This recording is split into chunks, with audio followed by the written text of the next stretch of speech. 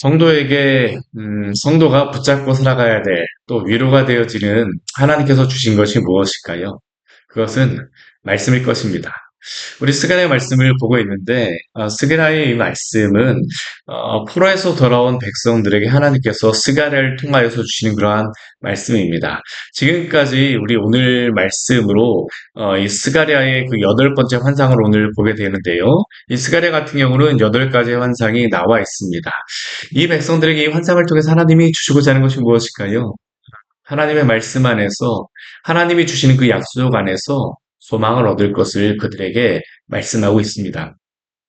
오늘 스가랴 우리 6장 말씀은 방금 전에도 말씀드렸던 것과 같이 스가랴의 마지막 환상입니다. 그런데 이 마지막 환상이 보게 되면 우리 스가랴의 첫 번째 환상과 이게 거의 유사한 것을 볼 수 있습니다. 우리 첫 번째 스가랴 환상이 우리 1장에 나온 그런 환상이 있었는데요. 그 환상이 무엇이었었냐면 네 말의 환상이었습니다.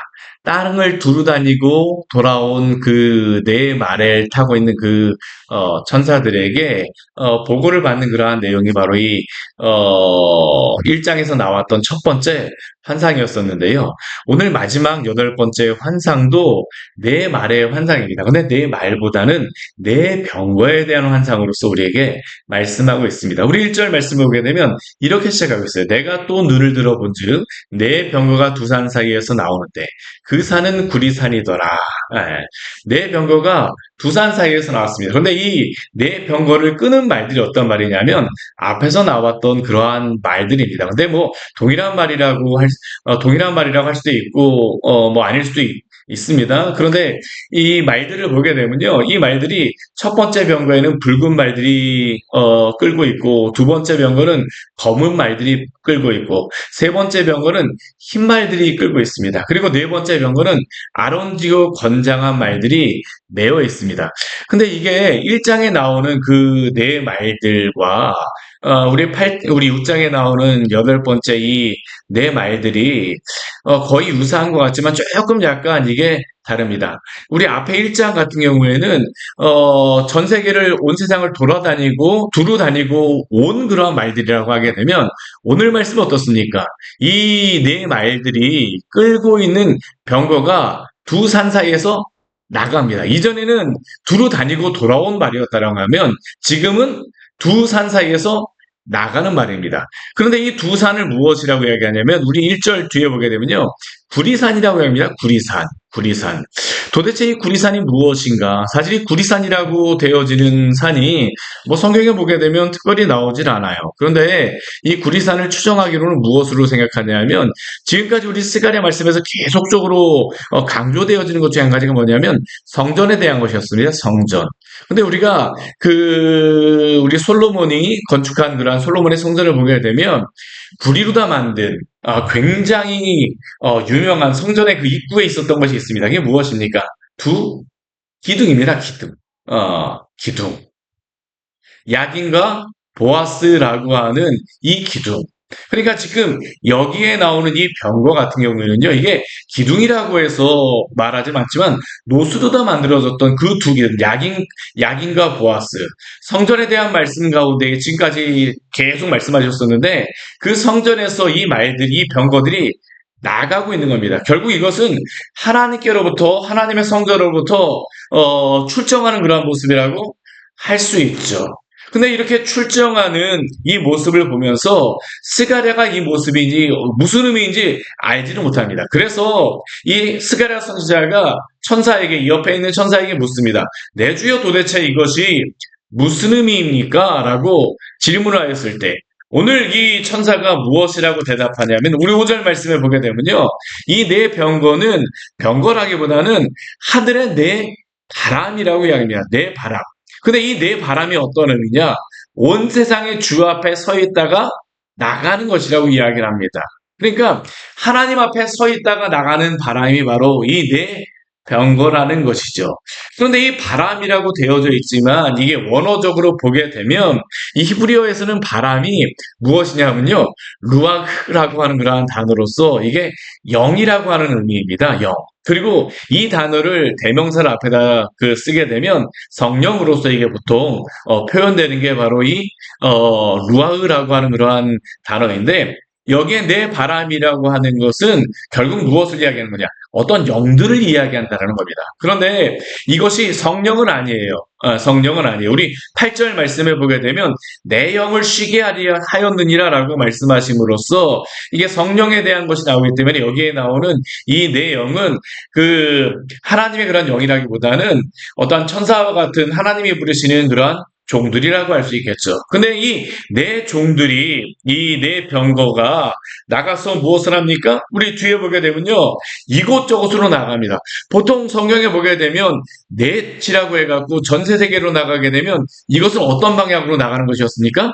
동서남북으로 나가는 겁니다. 동서남북. 보통 넷에서 하나님께서 이렇게 하시는 것을 보게 되면 동서남북을 이야기하는데, 오늘 말씀을 보게 되면, 그 뒤에 말씀을 보게 되면 하나님으로부터 나아가는 이 바람, 내 영들이 어떻게 나가느냐 하면 동서남북 전체로 다 나가진 않습니다. 우리 6절 말씀을 보면 어떤 방향으로 갑니까? 검은 말은 북쪽으로 나갔다고 이야기를 하고요. 또 흰 말은 어디로 나갔습니까? 남쪽이나 동쪽이나 서쪽으로 나가는 게 아니라 검은 말을 따라서 북쪽으로 갑니다. 둘 다 북쪽으로 올라가요. 그리고 우리 뒤에 보게 되면 아롱집 말은 어디로 가냐면 남쪽 땅으로 나아갔다라고 말씀하고 있습니다. 그리고 건장한 말 같은 경우에는 나가서 땅을 두루 다니고자 하였다라고 이야기합니다. 그러니까 이 아롱집 말과 건장한 말 같은 경우에는 거의 두루 다니고자 한다라고 이야기합니다. 땅에 두루 다니고자 한다고 하는데, 이것들은 우리 그 네 번째 병거에 매여 있기 때문에 남쪽으로 함께 가서 이 남쪽의 지역을 두루 다닌다라고 할 수 있겠죠. 반면에 붉은 말 같은 경우는 어디로 다 나아가지를 않습니다. 결국 그러니까 오늘 말씀을 보게 되면 두 방향으로만 나갔어요. 이 말들이 북쪽과 남쪽, 북쪽과 남쪽. 도대체 이것이 북쪽과 남쪽으로 나아간다는 것이 어떤 의미가 있을까요? 이게 역사적으로 보게 되면 이스라엘 백성들이 지금 포로에서 돌아오지 않았습니까? 그렇죠? 근데 포로에서 돌아온 이스라엘 백성들이 온 방향이 어디입니까? 우리가 지도를 보게 되면요, 이스라엘 백성들은 포로로다 북이스라엘 같은 경우에는 아수르로 붙잡혀가고, BC 722년경에, 그리고 또 남유다 같은 경우에는 586년경에 바벨론으로 붙잡혀갔습니다. 근데 이 두 나라가 다 어디 있는 나라들이냐면 북쪽에 있는 나라들입니다. 북쪽에 있는 나라들. 결국 이 북쪽으로 두 말들이 갔다라고 이야기하는 것은 이스라엘을 지금 압제하고 어렵게 하는 그 나라들, 그 민족들의 하나님이 말들을 보내셨다라고 하는 것입니다. 그럼 남쪽은 도대체 어떤 의미가 있을까요? 남쪽은 우리가 지도를 보게 되면 어디를 나타내는 거냐면요, 애굽을 나타내는 겁니다. 애굽. 근데 이 북쪽과 남쪽, 애굽과 이 메소포타미아에 있는 이 아수르, 바벨론, 지금은 페르시아가 지금 북쪽에 있죠. 이 나라들은 어떠한 나라들이냐면 대대로 이스라엘을 어렵게 하고 압제하였던 나라들이었습니다. 이 나라들이 왔다 갔다 할 때마다 이스라엘 땅은 항상 전쟁의 땅이 되어졌었고요. 그들이 다닐 때마다 이 땅은 항상 밟히는 땅이 되어졌습니다. 이방의 갈릴리라고 우리 예수님께서 말씀하셨던 그 갈릴리 지역은 항상 이방 민족의 말들이 다니면서 항상 그 어려움을 당하였던 곳이 바로 이 이스라엘 땅이었었죠. 근데 오늘 하나님께서 어떤 환상을 보이시냐면요, 그들의 말들이 비록 이스라엘 땅을 점령하면서 왔다 갔다 하였지만, 근데 그들이 이 땅을 점령하는 것이 아니라 누가 이 땅을 다스리신다는 겁니까? 하나님이 다스리신다는 겁니다. 특별히 오늘 하나님에 대하여서 말씀할 때 이 하늘의 네 바람이 어디로부터 나온다라고 말씀하고 있어요? 온 세상의 주 앞에 있다가 나온다라고 합니다. 결국 하나님은 어떠한 분이십니까? 온 세상의 주라는 겁니다. 이스라엘 백성들, 포로된 백성들, 여전히 그 페르시아의 포로에서 돌아오긴 했지만 페르시아의 식민지로 있는 백성들, 페르시아가 우리를 다스린다, 바벨론에게 예전에 식민지였었다, 우리가 포로였었다, 우리가 어려웠었다라고 하는 그 여전히 포로에서 돌아왔지만 여전히 포로로 살고 있는 이 백성들에게 하나님은 무엇을 말씀하십니까? 하나님이 그럼에도 불구하고 다스리신다는 겁니다. 이들에게 이 말씀을 통해서 계속 주시는 말씀이 무엇입니까? 세상의 왕들이 다스리시는 것이 아니라 왕들이 다스리는 것이 아니라 하나님이 다스리신다는 것을 오늘도 이 백성들에게 말씀하시는 겁니다. 그리고 이 말씀은 오늘 우리에게 주시는 말씀인 줄 믿습니다. 누가 이 세상을 다스리실까요? 하나님이 다스리십니다. 하나님이 다스리십니다. 성도는 무엇을 붙잡고 살아가는 사람들입니까? 하나님 붙들고 살아가는 사람들이지만 그러나 하나님이 주신 이 말씀을 붙들고 살아가는 사람들이 바로 성도임을 기억하시기를 바랍니다.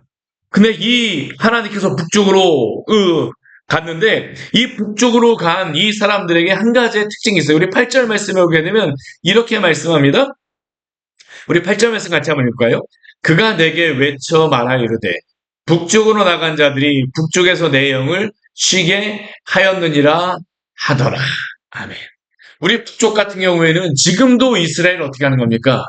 어렵게 하는 그런 백성들입니다. 지금도 페르시아의 식민지예요. 비록 포로에서 돌아오긴 했지만 여전히 페르시아의 그러한 그 식민지에서 벗어나지 못하겠습니다. 그들이 대제사장은 세웠지만 그러나 스룹바벨이 왕은 아닙니다. 정치적인 지도자는 없어요. 스룹바벨조차도 다윗의 자손으로 이곳에 오긴 했지만 페르시아에서 파견한 총독이었지 왕은 아니었습니다. 어찌 보면 이스라엘 백성들은 지금도 압제 아래에 있는 것이죠. 근데 이게 중요한 게 우리가 이 말씀을 보면서 우리가 한 가지 기억해야 될 것이 무엇이냐면 지금 이 페르시아가 다스린다라고 하는 것은 북쪽에 있는 사람들이 평안한 것 같아요. 우리 1장 말씀 같이 한번 볼까요?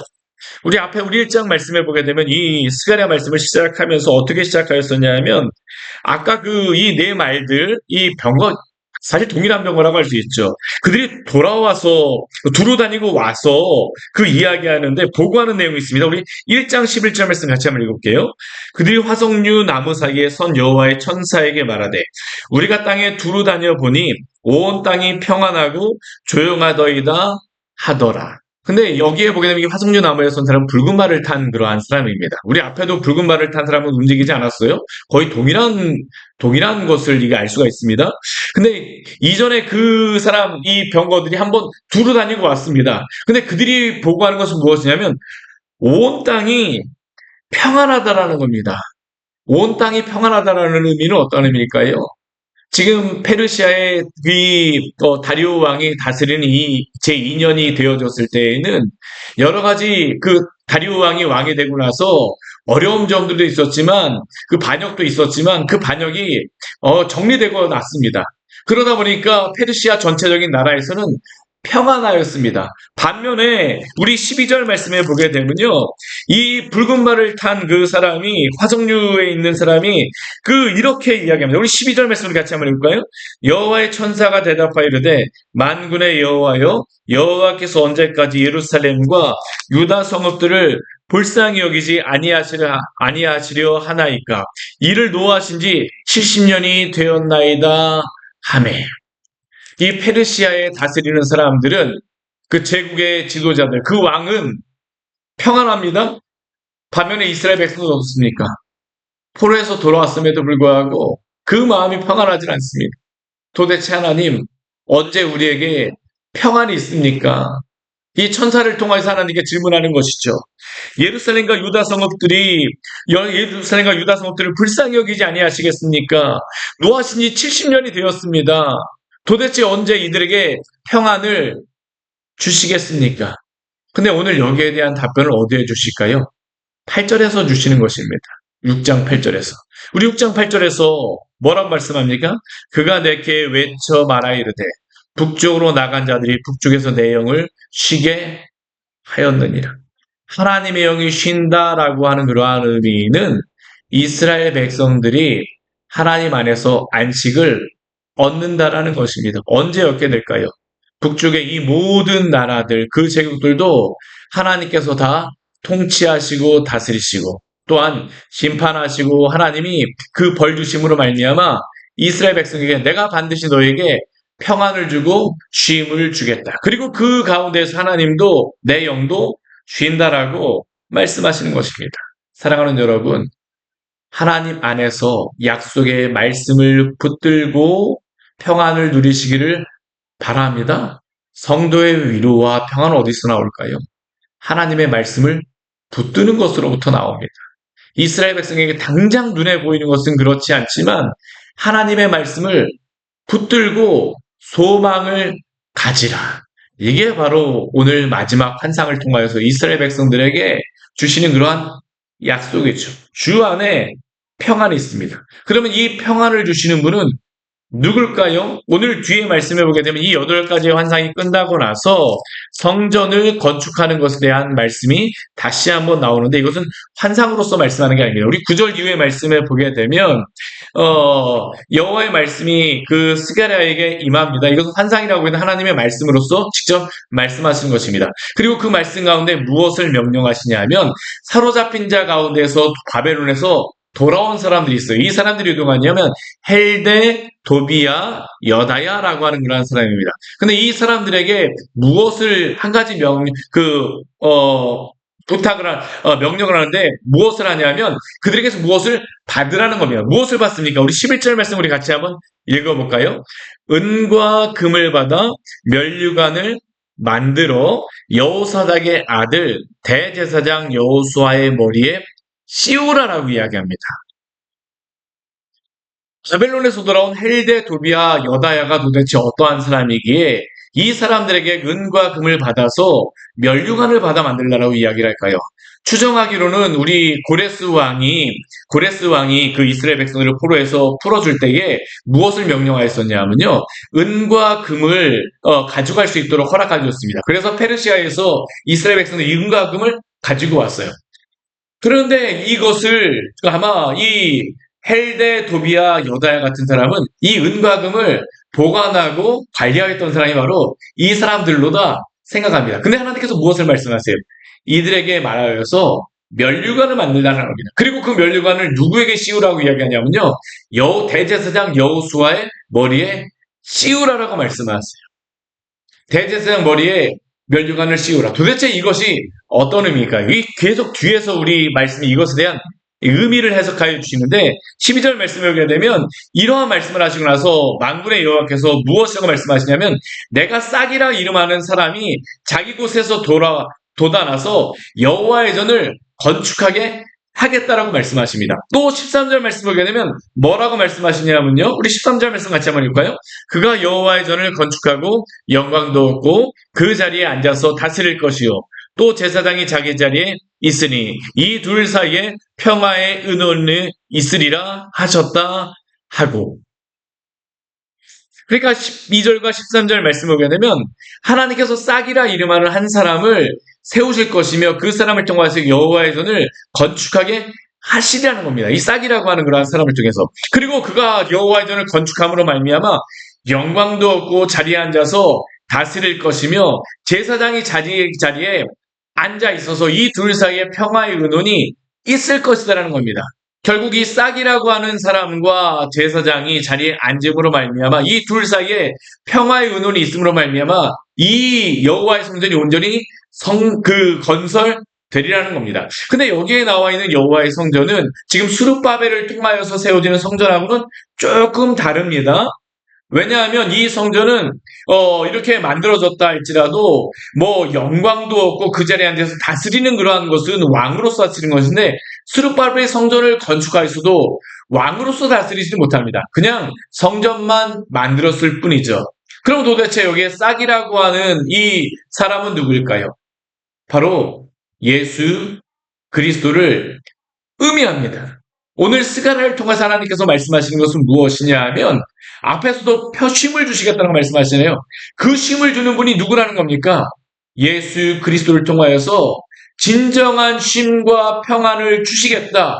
바로 이게 하나님이 이스라엘 백성들에게 주시는 약속이죠. 그리고 그분을 통해서 무엇을 약속하시냐면 하나님이 진정으로 건설하시고자 하는 그러한 여호와의 전이 건축되리라고 말씀하십니다. 당장 그들이 짓는 그 성전은 그들이 보기에 볼품없는 그러한 성전처럼 보일다 할지라도 하나님이 여호와의 싹으로 보내시는 그분을 통하여서 하나님의 그 여호와의 전을 건축하게 할 것이며 또한 그를 통하여서 영광도 얻고 그 자리에 앉아서 다스릴 것입니다.